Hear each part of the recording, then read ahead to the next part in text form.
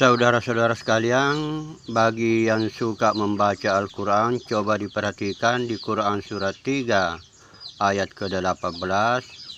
Di situ tertulis La ilaha illa huwa azizul hakim. Waktu saya membaca ayat ini, ayat yang seperti ini, itu terpikir oleh saya, kenapa tidak ditulis illallah, tetapi yang tertulis la ilaha illa huwa. Huwa itu artinya dia seorang laki-laki. Jadi kalau diterjemahkan yang secara literal, tidak ada Tuhan selain dia seorang laki-laki yang maha perkasa, maha bijaksana.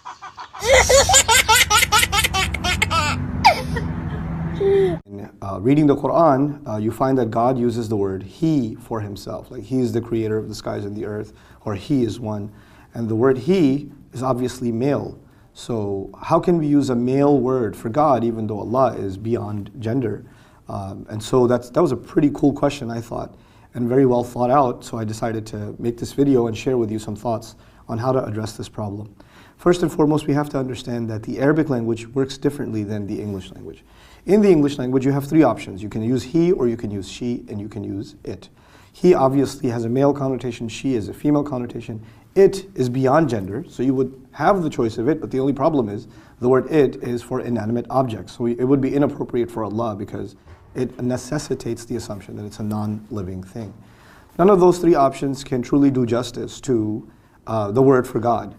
Now Allah chose, this kind of gives me yet more confidence and reminds me even more why Allah chose the Arabic language for His revelation. In the Arabic language, things work very differently from English. First and foremost, they don't have the pronoun it. They only have he and she, huwa and hiya. There is no inanimate object pronoun that is gender neutral. There's no such thing in Arabic. The second thing to note is that in Arabic, grammatically speaking, the word he, huwa, serves two functions. Now please pay attention to this part because it gets a little tricky. It serves two functions. It serves the function of male, and it also serves the function of masculine. And actually, before it even serves the function of male, its primary purpose is to communicate the masculine. So the Arabs make a distinction in their grammar between masculine and male. This is actually not that different from Spanish.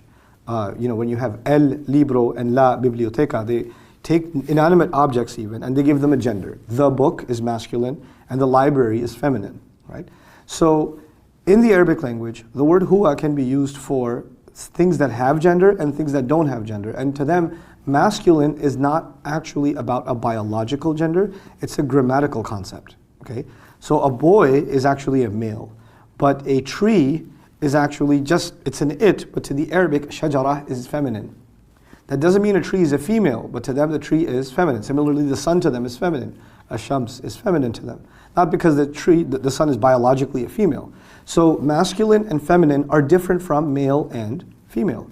Now the question assumes, because the English language, it uses the word he for males, that the Arabic equivalent, huwa, must also be used for males. It's just not the case. It's actually used for masculine or for the male. But still, the question remains, why use the masculine anyway? Why not use the feminine?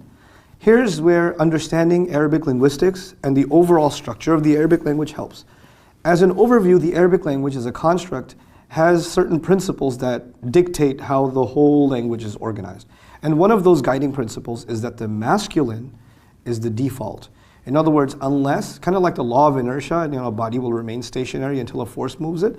It's kind of like that, where you have like, a word will remain masculine until there's a reason to consider it feminine.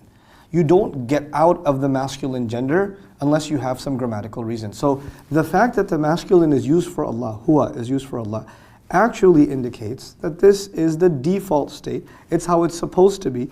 Using the feminine would have actually been a problem. That would have been leaving the natural default state, the truly neutral state in Arabic, and going to the unneutral state, which is the feminine form in the Arabic language. So the problem does not exist at all in Arabic, and it exists certainly in the English language, which is why since its inception, since the beginning of the Qur'an, nobody actually attributed masculinity to Allah, even among the pagan Arabs. Even among, they didn't have this problem because they knew if it's talking about a divine being, that the word that has to be used for him, appropriate to him, has to be one that does not limit itself to any connotations, and that word in Arabic would certainly be huwa. We're still going to be limited in English. We're going to have to use the word he because we don't have a better word.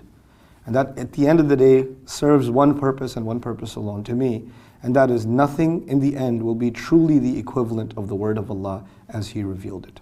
Barakallahu li wa lakum. Assalamu alaikum wa rahmatullahi wa barakatuh.